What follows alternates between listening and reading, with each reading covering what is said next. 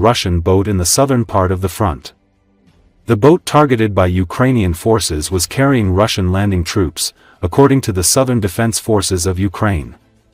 The operation to strike the boat was carried out by the 40th Separate Coastal Defense Brigade that is involved in coastal defense. Enemy boat with landing troops eliminated, a hit by the 1st Battalion, the Southern Defense Forces of Ukraine reported. They added that warfare on the water is no less important or intense than on land.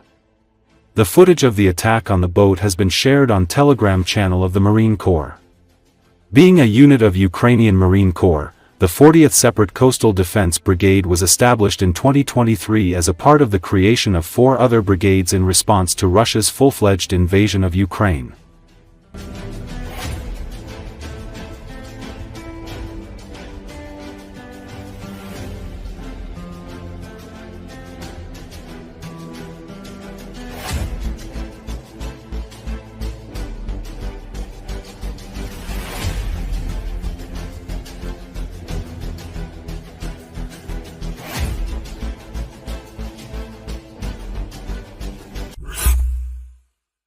Russian oil refineries and oil depots are on the priority list of targets. Ukraine strikes them, assesses the damage and attacks again if it is not successful. Retired British Major General Chip Chapman told The Telegraph about this interview. He explained why Ukraine is attacking the Russian oil industry. Attacks on economic targets are one way Ukraine could potentially destabilize Russia in the future, he said.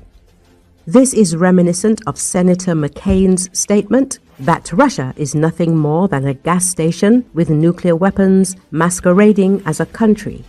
What really needs to be done is to map the supply chains from production to processing and export and see where the vulnerabilities are in this chain and which links are best to hit, says the military expert. He recalled that over the past 3 months, we have seen many attacks on Russian oil refineries. Attacks on the shadow fleet work to limit it through secondary sanctions, which Trump mentioned 500% against countries buying Russian oil, gas, and uranium in the future. So, where are these vulnerabilities? These are the ones that need to be mapped and hit, the British general notes. In his opinion, Ukraine should do similar things in a purely military context. What lines of communication, production and transportation of fuel to the front lines? Because, as General Patton said in 1944, after the landing in Normandy, men can eat their belts, but I have to have fuel, Chip Chapman concluded. So it is not excluded that new large-scale Ukrainian attacks will begin on Russian oil refineries and oil depots, fuel supply lines to the front. Ukraine has increasingly targeted Russian energy infrastructure, including oil refineries and fuel depots, to disrupt supplies to Russian forces. The strikes are part of a broader strategy to weaken Russia's military logistics and economic resilience amid the ongoing war. Since the beginning of 2025, Ukraine has launched a wave of long-range drone attacks against military and industrial targets inside Russia. The Kremlin remains tight-lipped over the impact of these airstrikes, but open-source data and media reports point to significant damage to at least 8 Russian refineries, along with a number of oil depots and key logistical points, such as pumping stations and ports used for oil and gas exports. The range of targets suggests a well-planned Ukrainian campaign to methodically dismantle Russia's energy infrastructure.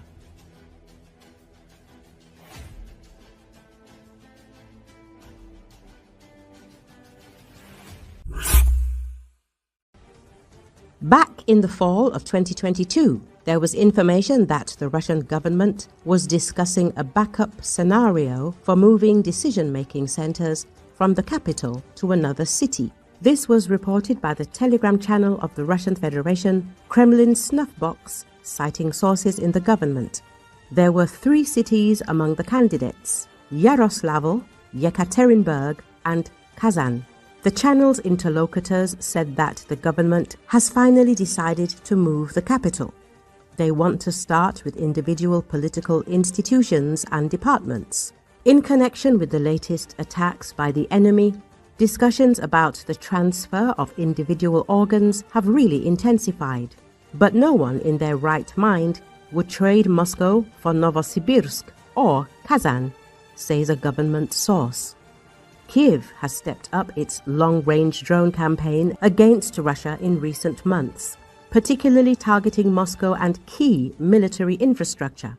Though most drones are intercepted before reaching the capital, the threat has caused repeated disruptions to civilian air travel.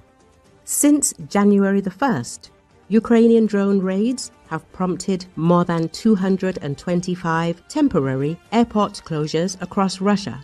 Recall, Russia's main card is its vastness of military resources, frontline manpower, tolerance for pain, and financial reserves. But repeatedly, Kiev has shown targeted pinpricks can burst these bubbles. In late 2022, the Ukrainians struck supply lines across occupied northern parts of Ukraine, causing a swift and embarrassing collapse of Russian positions. In 2023, they hit the Kerch Strait Bridge, linking Russia to occupied Crimea. And last year, they invaded Kursk, Russia proper, exposing the vulnerability of the Russian war machine's borders. On each occasion, the narrative of the war swung back in Ukraine's favor. It also brings to the forefront one of the key lessons of this war: the capacity for advances in technology, solid intelligence, and bold execution to reverse military trajectories many observers felt were settled. Ukraine's first use of attack drones in 2023 has evolved to a wide-scale tactic, enabling it to survive the onslaught of overwhelming Russian infantry attacks across wide, imperiled front lines. It has sent sea drones to hit Russia's prized Black Sea Fleet. Russia's lumbering bulk of a military machine projects invulnerability and fearlessness towards the longest of wars as a tactic. It uses the idea of time being on its side as a key asset. But strikes like the weekends show its hardware is vulnerable, limited, and probably not easy to replace.